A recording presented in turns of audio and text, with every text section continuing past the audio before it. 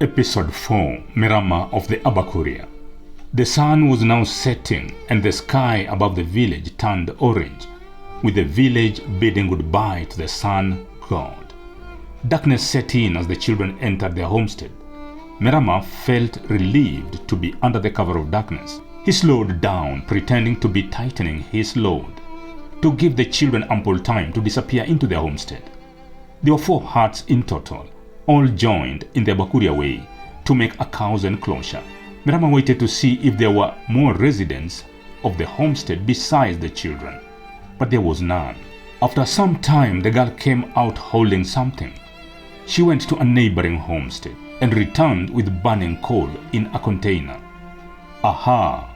She had gone to fetch fire from the neighbor. It was apparent there was no one else in the homestead.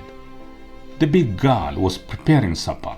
He saw her coming out with some utensils to wash and pouring out some contents from the utensils, maybe dirty water. It was now dark, though there was some light from the moon. While he watched, nobody else came in or out of the homestead. These children are all alone. Wonderful, thought MERAMA. After a long wait, still concealed by firewood at the corner where the house joined the enclosure, and with a sword in his hand, he heard the girl tell the children, "Time for bed. Go out all of you and empty your bladder before you retire to bed." In no time, MERAMA could hear several fountains landing on the ground. Then suddenly, one of the kids shouted, "Wankuru, look at Magige, he is peeing on my feet." Aha, her name is Wankuru, thought MERAMA. From inside, MERAMA heard Wankuru reprimand and warn Magige. MERAMA heard the door being closed. He waited patiently. This was going to be easy, he thought. Then he heard one of the children complain, "You are pulling the whole cover to yourself. I am not covered." They were in bed, thought MERAMA. Allowing the children to go to sleep before he could strike, MERAMA heard utensils being washed. After some time, he heard the door open. Water was splashed out. Then Wankuru returned to the house without closing the door. Just as MERAMA was preparing to spring into action, he saw Wankuru coming out. She walked a short distance from the hut and bent down. She was also relieving herself before retiring to bed. As Wankuru stepped into the house and before she could turn to close the rear door, MERAMA was inside with a sword next to her neck. "Don't dare scream, and I will spare you and your siblings. Sit down." She sat on a log and leaned against the rough mud wall. "Put some sticks into the fire. Revive the fire," MERAMA commanded.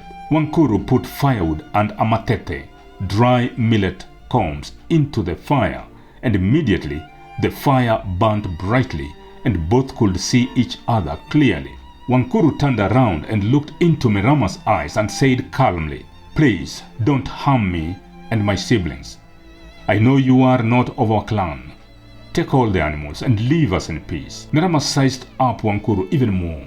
Even with the poor lighting from the fire, MERAMA could see she was really beautiful. "What's your name? How old are you? Where are your parents?" commanded MERAMA. "My name is Wankuru. I am 34 seasons old. My father is dead.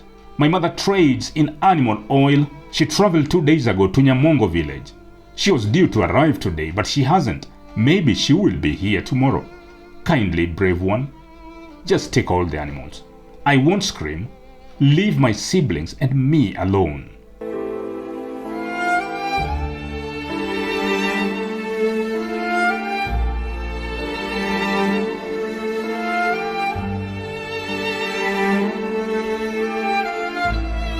MERAMA was falling in love. He was torn between his mission and love for this young woman. He was torn between being the fearless warrior and being a warrior in love. He was faced with a difficult situation. He had to uphold his mission.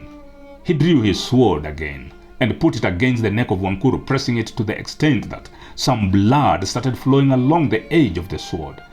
"Listen to me. Your life and that of your siblings depend on you. If you do as I say, all of you will live. You are beautiful, very beautiful. I will never think of harming you unless you go against my demands." For the first time, Wankuru felt a little relaxed. She sized him up and down. The stranger towered above her. Even in the dim light from the burning firewood, Wankuru could see the handsome look of this stranger who had looked so dangerous before, but was now showing signs of friendliness. He was heavily built with a brave look. He was about 46 seasons old, with an appearance of one who has wrestled in many competitions. "What's your name, Omogambi?" "Leader." Merama or Sabai. He couldn't take his eyes off her. Getting more leverage now, Wankuru asked, "Did you come for a wife or cows?" "I came for whichever would be easier to get. Cows are equated to girls anyway. But I would never equate you to cows, not even to 200 head of cattle. Wankuru, I mean good for you. Together we will become the best family in the whole of the Abakuria tribe. Accept me as your husband, and you will never regret that you did." Wankuru was lost in thoughts as she looked into the dying fire, pondering over what this stranger was saying. Were her ancestors granting her wish? The 50 head of cattle inside the cow enclosure were part of the 100 head of cattle, bride price that Wankuru's mother had negotiated and been paid upfront for her wedding 2 seasons away. Wankuru was already betrothed to Bosongo, a very old man who was the same age as her grandfather. Bosongo and her grandfather had been circumcised in the same season, so they were Abamingesi. After the death of her father, her mother had found herself living a very difficult life of poverty. Several suitors had visited with proposals, but Wankuru's mother was firm that anyone wanting to marry Wankuru should pay a high bride price, so that her sons could also have bride price for their wives when their time came. Finally, young men had stopped coming, and it is at this point that Bosongo, already married to 5 wives and having several grandchildren and great-grandchildren, stepped into the picture and quickly paid the dowry without bargaining. He had gone ahead and paid the bride price well in advance. Mzee Bosongo had a shriveled skin, receded forehead, emaciated body, and was already beginning to bend over. Mzee Bosongo had his ears pierced, and they were so long that they dangled past his shoulders. He always walked with snuff tied inside the back of a banana, dangling from his neck. His teeth had turned dirty brown from both chewing and sniffing at the snuff. His 2 front upper teeth were missing. He was not a very pleasant picture to behold. Suddenly, Wankuru, with contorted face and clenched teeth, hissed to the fire in anger and bitterness. Merama was taken aback. Merama called out, "Wankuru!" Viewer, thank you for watching episode 4 of MERAMA of the Abakuria. What happened next? Was Wankuru going to fight back? Was Merama going to take the cows over Wankuru? Was Merama going to be intercepted? Don't miss out on the next episode 5. Subscribe and become part of the Abakuria community. Thank you for watching.